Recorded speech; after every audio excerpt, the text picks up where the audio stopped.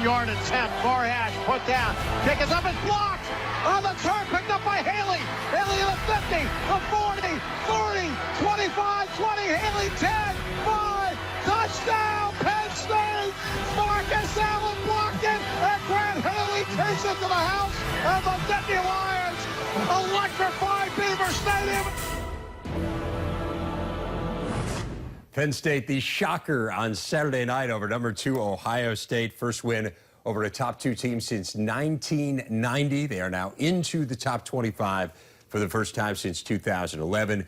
One of the huge parts of this great defensive effort by the Nittany Lions, Jason Cabinda, who had 13 tackles in the game, an enormous sack on the next to last play on JT Barrett. He joins us now from our studio in State College.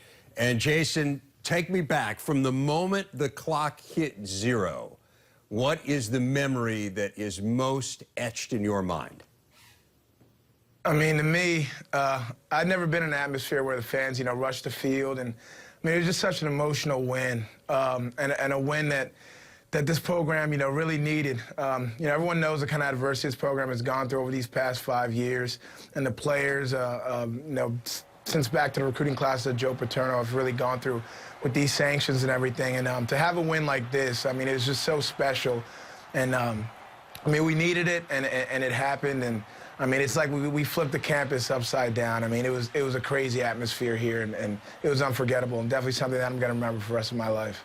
We all saw the scene in Beaver Stadium. We're looking at it right now, or we were seconds ago. But tell me what it was like. You talked about flipping the campus upside down. What was it like once you got out of Beaver Stadium and back onto campus? I mean, I'll tell you what, I mean, the problem was getting out of Beaver Stadium. I mean, it took me about a half hour just to get back to the locker room. I mean, I was about midfield, and when the fans got onto the field, I mean, it was like a sea of white. I mean, it was a blizzard on that field. Fans hugging you, and I mean, everybody was hugging each other. I mean, it was the definition of just a family coming together, and I think that's what this university is all about. I mean, the family came together. I mean, everybody was so happy. You got strangers all hugging each other alike. I mean, it was awesome and unforgettable. Give me some insight into the mentality defensively on that final drive. So the blocked field goal, you took the lead. Now Ohio State has the ball. You need one more stop.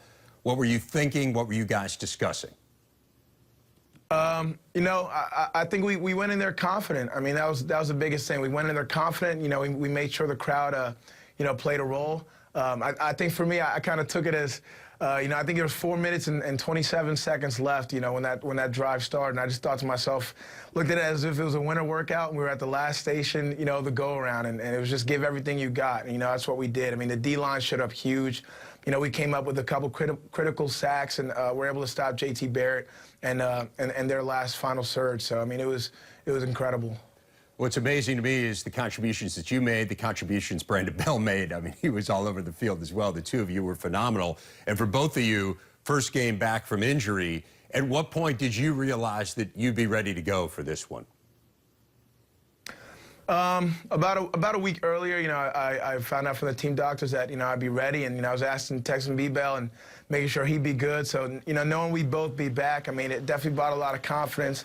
And I think you can see, by the impact that, even Brandon Bell was able to make. I mean, he made huge plays, all day. He was all over the field. And, seeing him get, Big Ten Defensive Player of the Week was awesome. And I think the best thing about it was, even though, we were both injured for, about a month or so, seeing all the young guys step up and their willingness to learn and fill the shoes, and knowing that the expectation doesn't change regardless of who's in there. I mean, Brandon Smith came up huge, Cam Brown, Manny Bowen, Jay Cooper. I mean, those guys stepped up, and, they were always giving us the ring, asking us, come watch film with them, all those kind of stuff, always asking questions. So I think, I mean, it really just a selfless group, a selfless unit, always willing to learn and wanted to be the best team they can be out there. That being said, this defense got run over a little bit in the time that you were out. The Michigan game is the one that really comes to mind. How difficult is it to be in that situation where you can help and you have to sit there on the sideline and watch?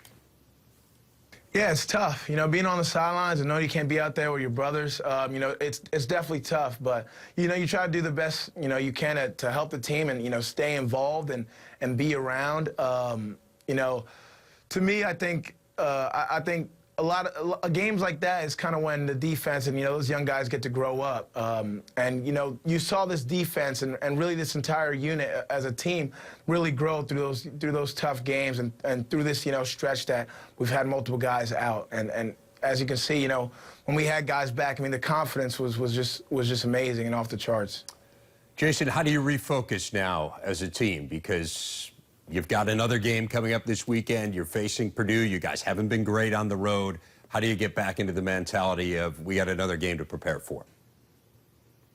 Yeah, I mean, that's just something where, you can't be too high, you can't be too low. You kind of just keep riding along. And for us, you watch the tape. Obviously there was a win, but there's also mistakes on that tape, and you got to realize, there's stuff that's got to be corrected.